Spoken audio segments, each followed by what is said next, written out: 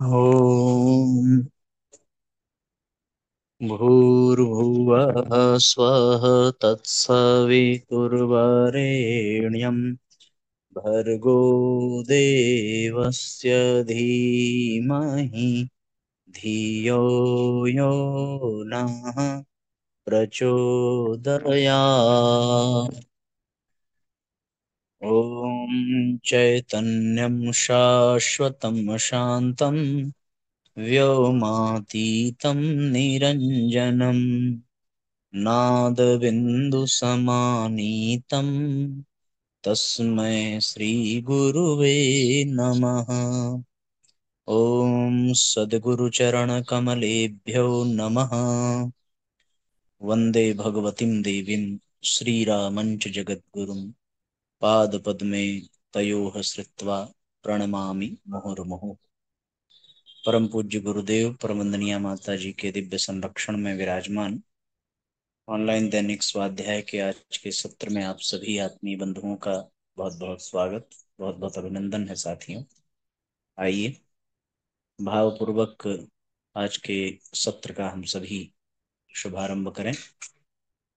आज का अध्याय है कर्मों की अभिव्यक्ति है भाग्य।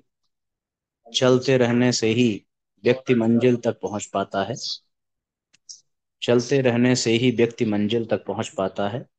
भाग्य के भरोसे बैठे रहने से मंजिल तक नहीं पहुंचा जा सकता। इसलिए भाग्य को नहीं, कर्म को प्रधान कहा गया है।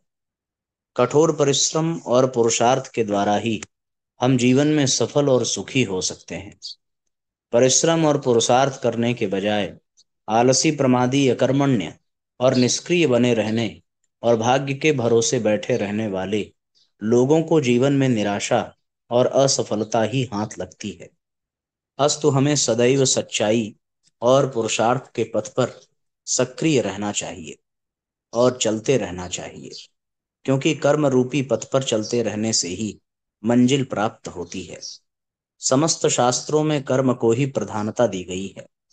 कर्म करने को ही महत्वपूर्ण माना गया है। गीता में भगवान कृष्ण ने अर्जुन को कर्म करने, युद्ध करने, स्वधर्म पालन करने का ही उपदेश दिया है। भगवान ने अर्जुन से कहा कि कुरुक्षेत्र की रणभूमि में अभी युद्ध करना ही तुम्हारा धर्म है, कर्म है।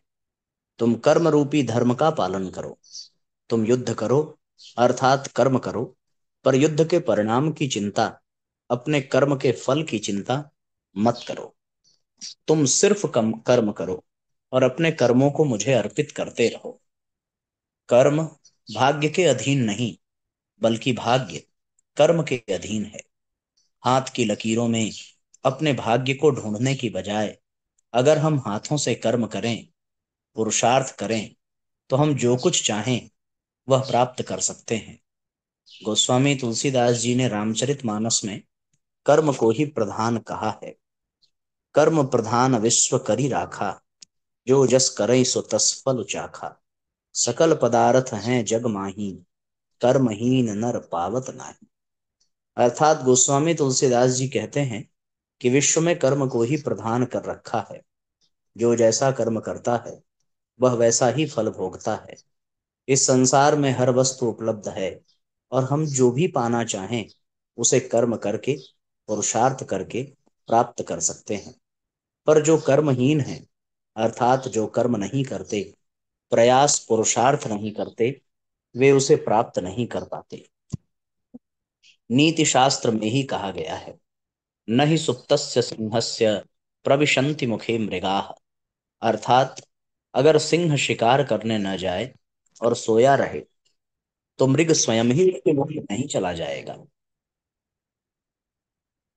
सिंह को यदि भूख मिटानी है तो उसे आलस्य त्याग कर मृग का शिकार करना ही होगा। उसी प्रकार हमें जीवन में जो कुछ पाना है उसके लिए हमें तदनुरूप कर्म, प्रयास, पुरुषार्थ करना ही होगा। पर इसके साथ ही महत्वपूर्ण यह भी है कि हमारा प्रयास सही दिशा में होना चाहिए। सफलता रूपी साध्य की प्राप्ति के लिए साधन भी पवित्र होना चाहिए। शुभ कर्म ही शुभ परिणाम दे सकता है और अशुभ कर्म हमेशा अशुभ परिणाम ही लेकर आता है। जैसे बबूल बोने पर बबूल ही प्राप्त होता है और आम बोने पर आम ही प्राप्त होता है। शुभ कर्म करना बहुत अच्छा है, पर शुभ कर्म का जन्म भी शुभ विचारों से ही होता है। इसलिए हमें अपने अंतःकरण को शुभ विचारों, उच्च विचारों और उच्चतम आदर्शों से भर लेना चाहिए, क्योंकि उन्हीं से महान कार्यों का जन्म होगा। हाँ, हमें किसी कार्य में कभी असफलता भी मिल सकती है, पर इसका अर्थ यह नहीं कि हमारे भाग्य में सफलता नहीं लिखी है। हमें बार बार प्रयास करते रहना चाहिए, क्योंकि हमें कभी न कभी सफलता मिलेगी ही।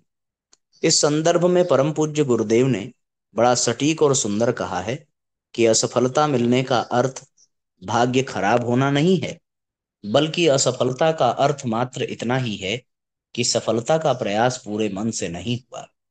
अस्तु हमें तन मन प्राण की समस्त ऊर्जा के साथ अपना कर्म, प्रयास, पुरुषार्थ सफलता मिलने तक करते ही रहना चाहिए। हमें एक न एक दिन सफलता अवश्य मिलेगी। हमारे सुख और दुख का आधार हमारा कर्म ही है। शुभ कर्म से सुख की उत्पत्ति होती है और अशुभ कर्म, बुरे कर्म से दुख की उत्पत्ति होती है। सुख प्राप्ति के लिए हमें सदैव शुभ कर्म, पुण्य कर्म, अच्छे कर्म करते रहना चाहिए। अंततः हमारे कर्मों का परिणाम ही प्रारब्ध अर्थात भाग्य के रूप में हमारे जीवन में प्रकट होता है। अच्छे कर्मों से सुखद और अच्छे प्रारब्ध भाग्य का निर्माण होता है, वहीं बुरे कर्मों से दुखद और बुरे प्रारब्ध और भाग्य का निर्माण होता है। जीवन में मिलने वाले सुख दुख व कर्म और भाग्य के विषय में स्वामी विवेकानंद ने कहा है, हम वर्तमान में सुख या दुख जिस किसी भी स्थिति में हैं, वह हमारे द्वारा अतीत में किए गए कर्मों का ही परिणाम है, और भविष्य में हम सुख या दुख जिस किसी भी स्थिति में होंगे, वह भी हमारे द्वारा वर्तमान में किए जा रहे कर्मों का ही परिणाम होगा। क्योंकि भाग्य कुछ और नहीं बल्कि हमारे कर्मों का ही प्रकटीकरण है। वे आगे कहते हैं कि भाग्य हमारे ही कर्मों की अभिव्यक्ति है। सफलता प्राप्त करने के लिए सतत प्रयत्न और अदम्य इच्छा रखो। प्रयत्नशील व्यक्ति कहता है, मैं समुद्र पी जाऊंगा, मेरी इच्छा से पर्वत टुकड़े टुकड़े हो जाएगा। इस प्रकार की शक्ति और इच्छा रखो, कड़ा परिश्रम करो, तो तुम अपने उद्देश्य को निश्चित पा जाओगे। और हमारे लिए उपनिषद का भी यही आदेश है, संदेश है कि उत्तिष्ठत जागृत प्राप्य वरान निबोधत, अर्थात उठो, जागो और तब तक मत रुको जब तक लक्ष्य प्राप्त न हो जाए। इह चेद वेदीदथ सत्यमस्ति, न चेदिहा वेदिन महति विनष्टिः। भूतेषु भूतेषु विचित्य धीराः, प्रेत्यास्माल्लोकाद् मृता भवन्ति। केनोपनिषद। अर्थात यदि मनुष्य ने इसी जन्म में अपने सच्चे स्वरूप को जान लिया तब तो ठीक है, यदि नहीं जान पाता है तो इसकी बहुत बड़ी हानि है। क्योंकि जब तक उसे आत्म स्वरूप का ज्ञान नहीं होगा तब तक उसके दुखों का अंत नहीं। इस प्रकार वह आजीवन दुखी ही रहेगा। जीवन की परिभाषा है माँ। या देवी सर्वभूतेषु मातृरूपेण संस्थिता, नमस्तस्यै नमस्तस्यै नमस्तस्यै नमो नमः। माँ, भू, ओम आदि एक अक्षर वाले शब्द हैं, किंतु उनके अभिप्राय, उनके अर्थ, उनके मतलब इतने गहन, अहम, ऊंचे और विशाल हैं कि उन्हें शब्दों में नहीं बांधा जा सकता। वे शब्दातीत हैं, कल्पनातीत हैं। यथा अक्षर ओम अ ओम म से निर्मित है, जिसका निहितार्थ है अनंत ऊर्जा मंडित। भू अर्थात पृथ्वी, धरा क्षिति, भूमि। ठीक ऐसे ही माँ के म में आ की मात्रा माँ, जिसका तात्पर्य मन, ममता और आ का अर्थ है आह्लाद, स्नेह, प्रेम। अर्थात माँ एक ऐसा स्वरूप है, एक ऐसा रिश्ता, चरित्र और पात्र है जिसका मन आह्लाद से भरा हो, जिसकी ममता आह्लादित हो। चूंकि मन और आह्लाद अपरिमित हैं, अनंत है, इसलिए माँ बेजोड़ एवं अद्भुत है। आकार में लघु किंतु क्रियान्वयन में असीम है, विराट है। वैसे तो माँ अलौकिक भी है, वर्णनातीत भी है, किंतु चूंकि हम लौकिक हैं इसलिए परिवार के लिए महत्वपूर्ण भूमिका उसी के द्वारा संपादित होती है जिसके बिना परिवार साकार नहीं होता।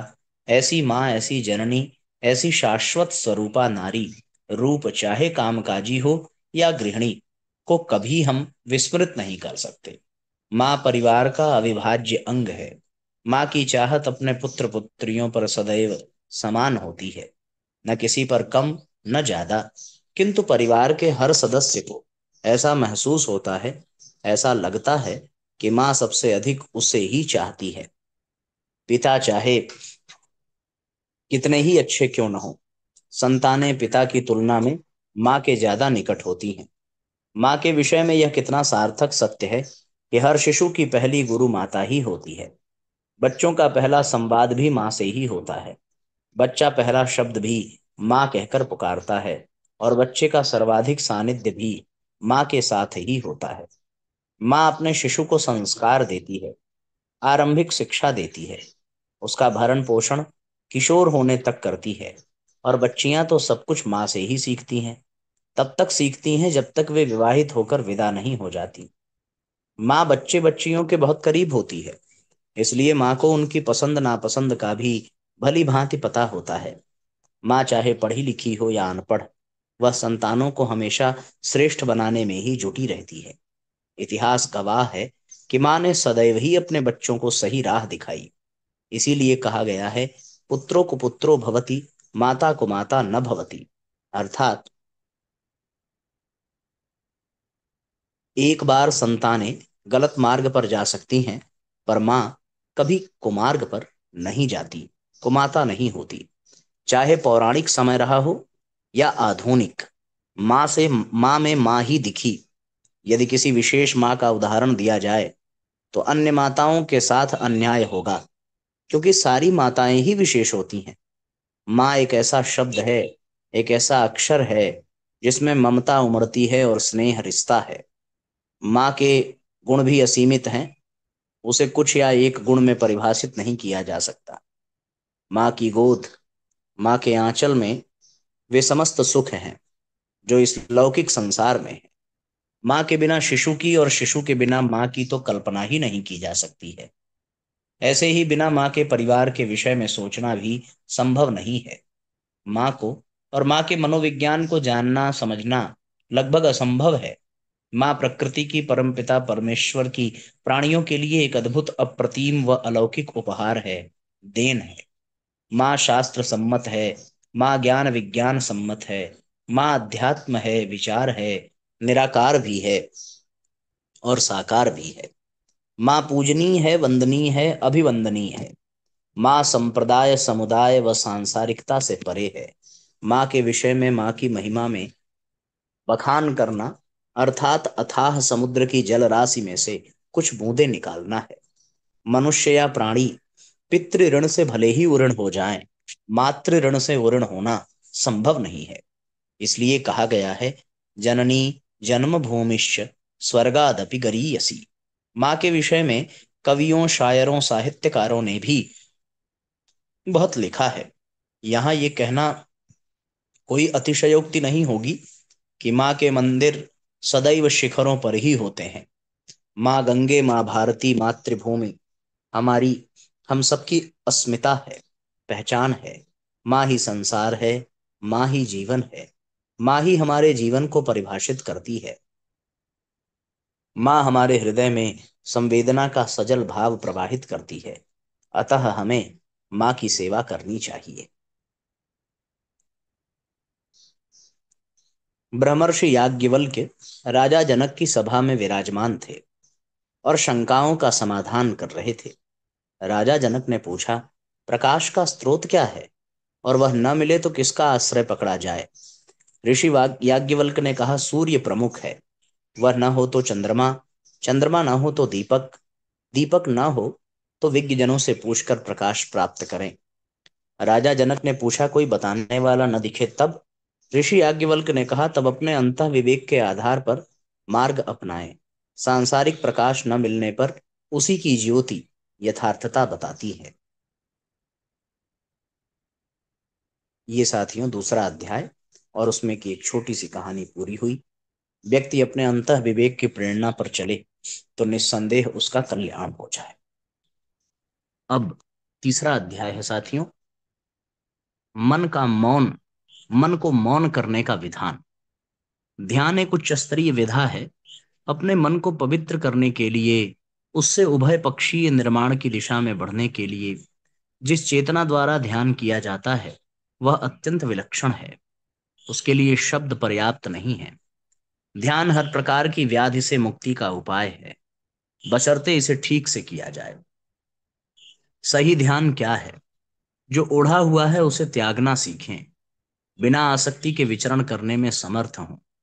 जिसने ध्यान की शक्ति विकसित कर ली उसे परमात्मा का प्रकाश सहज ही मिला करता है। ध्यान उसे सशक्त बनाता है, अपने भीतर अवयवों को सुगठित करने में तथा उनसे महत्वपूर्ण कार्यक्रम संपादित कराने में। ध्यान के लिए एकांत चाहिए होता है, परंतु उससे भी अधिक चाहिए होता है मन का मौन होना। मन जिस क्षण मौन हो जाए, समझना चाहिए कि हमने जीवन की एक महत्वपूर्ण उपलब्धि प्राप्त की। मन क्या है? संस्कारों का एक झरोखा है जिसके द्वारा मनुष्य किसी भी दिशा में प्रगति करने में समर्थ होता है। मन को कैसा बनाया जाए? ऐसा कि वह हर क्षण अपने आप में संतुष्ट एवं बेफिक्र रहे। इस संसार की हमें तब तक चिंता करने की आवश्यकता नहीं है जब तक हम स्वयं में परिपूर्ण न हो। तब तक आपको केवल अंतरात्मा का दिव्य अवलंबन चाहिए। उसके बाद शेष संसार आपके लिए क्रीड़ा स्थली भर बनकर रह जाता है। ध्यान के लिए आवश्यक स्थान नियत करना चाहिए, परंतु उससे भी महत्वपूर्ण है मन का अपने आप में स्थित होना। जब सभी प्रकार के उद्वेग से मन परे हो जाएगा, अपनी वास्तविक सत्ता में तल्लीन एवं स्पृहा से परे हो जाएगा, तो जो कुछ भी मन को बाधित कर रहा होगा, उसे सुविकसित होने से रोक रहा होगा, वह अपने आप विगलित हो जाएगा। ध्यान अपने आप में एक महान औषधि है। इसके द्वारा मनुष्य किसी भी प्रकार की कठिनाइयों से पार पा सकता है। ध्यान के बिना जीवन अधूरा है एवं परिपक्व ध्यान इसी जीवन की प्रगति का आधार भी है। जब हम ध्यान करते हैं तो समझें कि यह मात्र क्रिया भर नहीं है, इसके पीछे एक गुह्य विज्ञान है।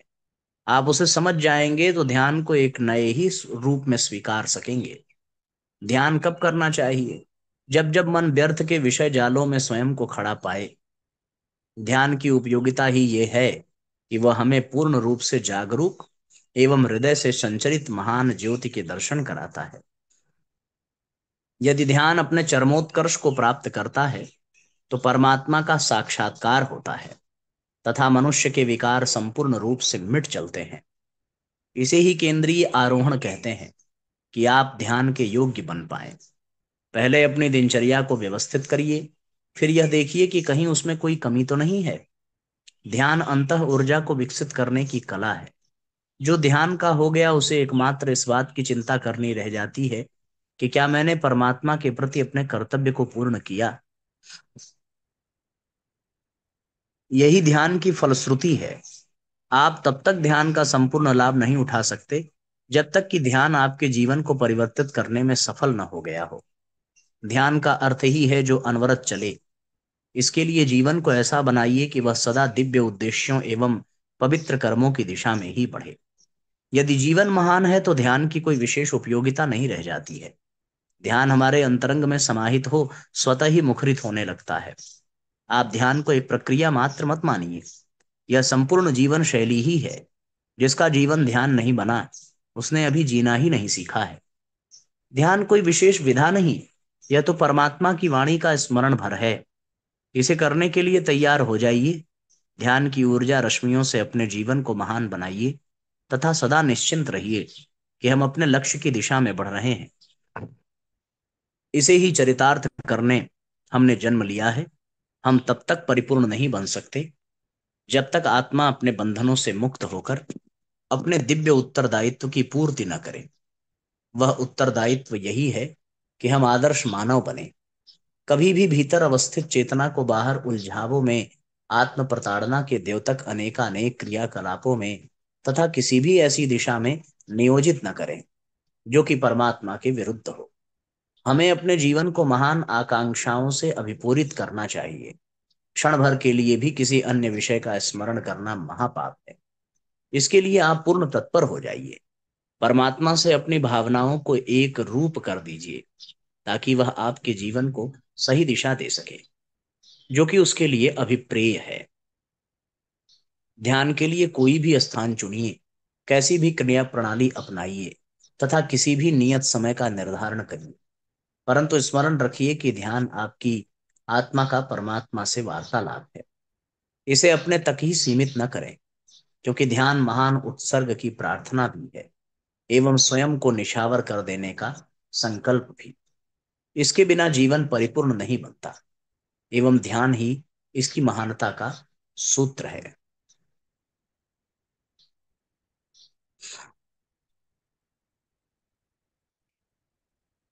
कितना गंभीर और गहरा संदेश साथियों इस अध्याय में था। हम सबको भी अपने जीवन को ध्यान बनाने की आवश्यकता है, पर उसके लिए मन का मौन होना बहुत जरूरी है।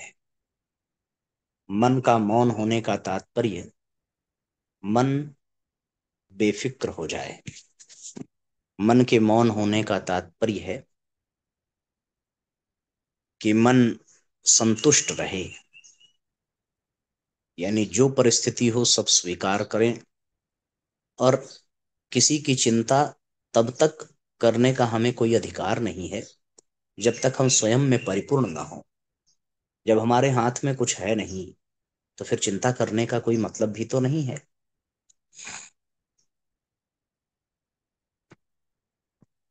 एक महात्मा पहाड़ी पर चढ़ रहे थे। उसी समय एक 10 वर्षीय लड़की अपने 2 वर्ष के भाई को गोद में लिए पहाड़ी की चढ़ाई चढ़ रही थी। यह दृश्य देखकर महात्मा ने कहा, बच्ची, तू इतना भारी बोझ गोद में लिए कैसे चढ़ पाएगी? लड़की ने तुरंत उत्तर दिया, बाबा, ये बोझ नहीं, मेरा भाई है। वस्तुतः जहाँ प्रेम व भावना होती है, वह कोई काम भारी नहीं होता। अन्यथा भावना न हो तो जीवन ही भारी लगने लगे। सच्ची पारिवारिकता वही है जहां अंतः से उद्भूत भाव निष्ठा ही सर्वोपरि मानी जाती है।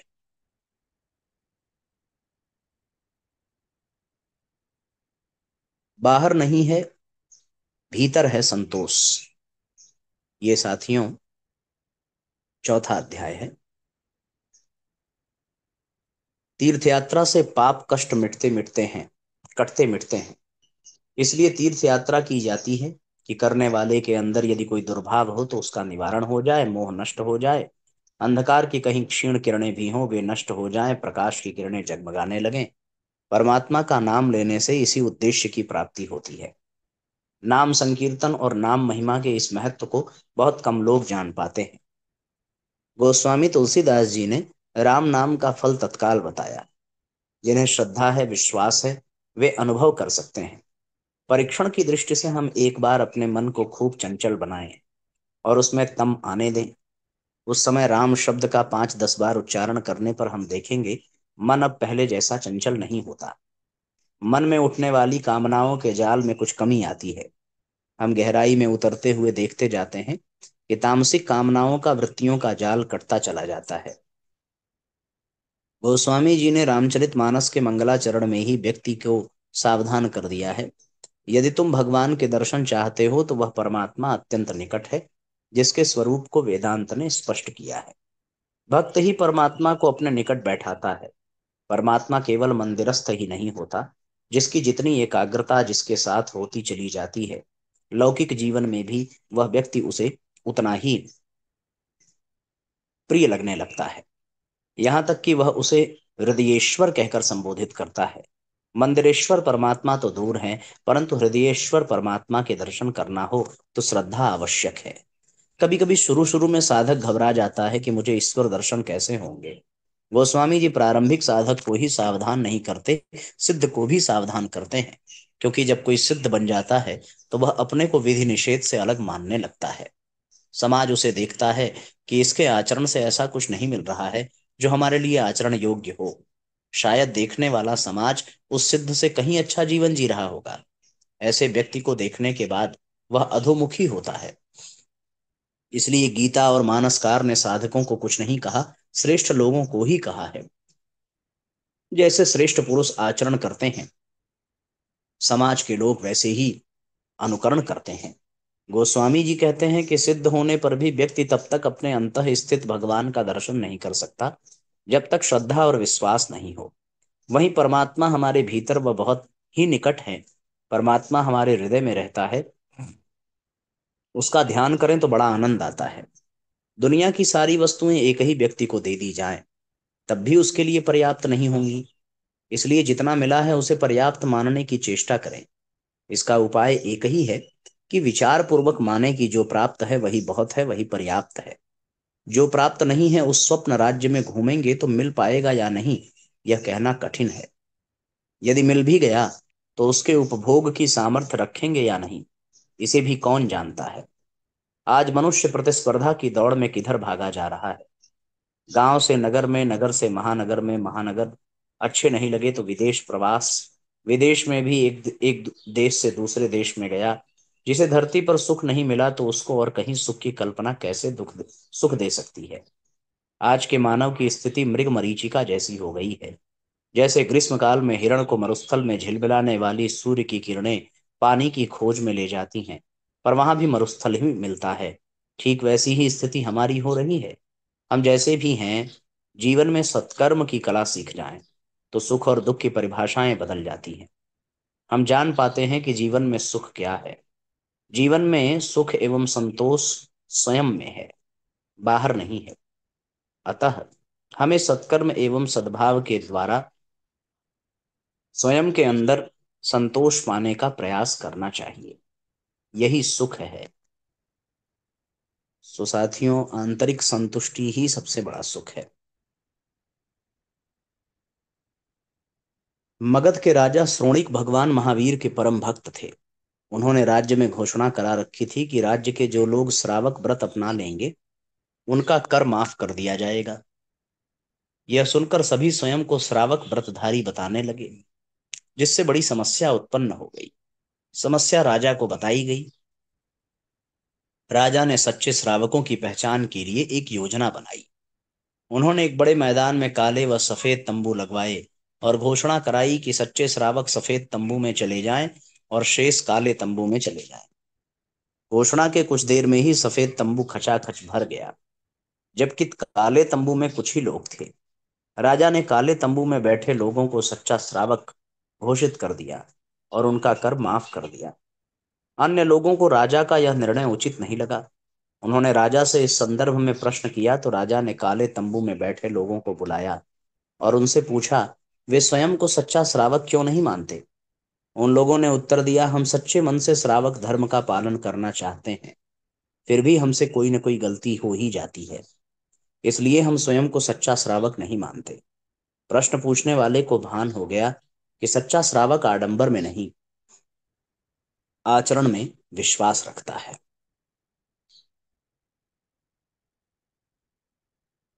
इसके साथ साथियों, आज का स्वाध्याय पूरा हुआ। आइए गायत्री मंत्र पढ़ें और आज के सत्र को विश्राम दें। ओम भूर्भुवः स्वः तत्सवितुर्वरेण्यं भर्गो देवस्य धीमहि धियो यो नः प्रचोदयात्। सभी आत्मीय बंधुओं को बहुत बहुत प्रणाम। सबका मंगल हो साथियों। जय राम जी की शुभ रात्रि।